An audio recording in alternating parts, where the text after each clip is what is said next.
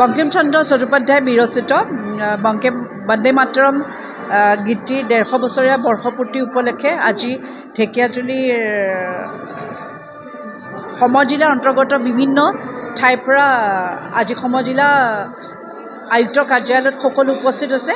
সকলোৱে আমি সমস্বৰে গান গীতটোত অংশগ্ৰহণ কৰিলোঁ।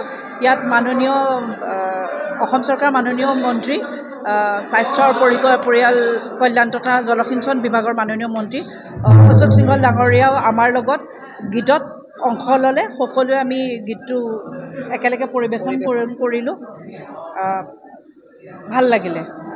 হয়, আজি এক গুৰুত্বপূৰ্ণ দিন যে আজিৰ দিনতে 1950 চনৰ বঙ্কিম চন্দ্ৰ চট্টোপাধ্যায়ে লিখা এই কবিতাটো আমাৰ ভাৰতবৰ্ষৰ ৰিপাব্লিক অফ ইণ্ডিয়াৰ এইটো নেশ্যনেল সং ৰাষ্ট্ৰীয় সংগীত হিচাপে এইটো স্বীকৃতি দিয়া হৈছে 1950 চনত। সেই হেতুকে আজি 2025 চনত 150 বছৰীয়া এক পাৰ কৰাৰ পিছত আজি 150 বছৰীয়া যিটো আমি আজি বন্দে মাতৰম দিৱস হিচাপে পালন কৰিছোঁ।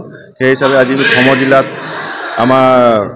সমজিলাত সমষ্টি হিচাপে আমাৰ মন্ত্ৰী মহোদয় তথা আমাৰ বিষয়া বাইদেউ জ্যোতিবা বৰা বাইদেউৰ নেতৃত্বত এই অনুষ্ঠানটো কৰা হৈছে। আৰু এইটো এটা গুৰুত্বপূৰ্ণ দিন যে আজিৰ দিনতে আমি যিটো কবিতাৰ দ্বাৰা ভাৰতবৰ্ষক আমি ভাল পাওঁ এই কথাটো যে আমি ৰাষ্ট্ৰীয় সংগীত হিচাপে আমি পৰিগণিত হৈছে। আৰু ইয়াতে আমি সকলোৱে উঠি অহা যুৱ প্ৰজন্মে যাতে শিকিব পাৰে তাৰ কাৰণে এই অনুষ্ঠানটো চৰকাৰে পাতিবৰ বাবে আগ্ৰহ প্ৰকাশ কৰিছে।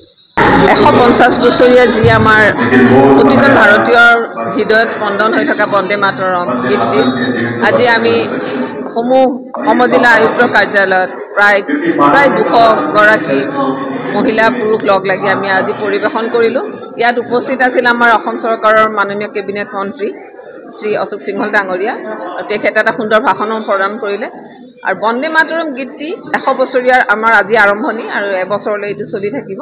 আৰু প্ৰতিজন ভাৰতীয়ৰ হৃদয়ত যাতে বন্দে মাতৰম গুঞ্জৰিত হৈ থাকে তাকে কামনা কৰিলোঁ আজি এই শুভক্ষণত। ইয়াকে মই ক'বলগীয়া আজিৰ দিনটোত। নমস্কাৰ।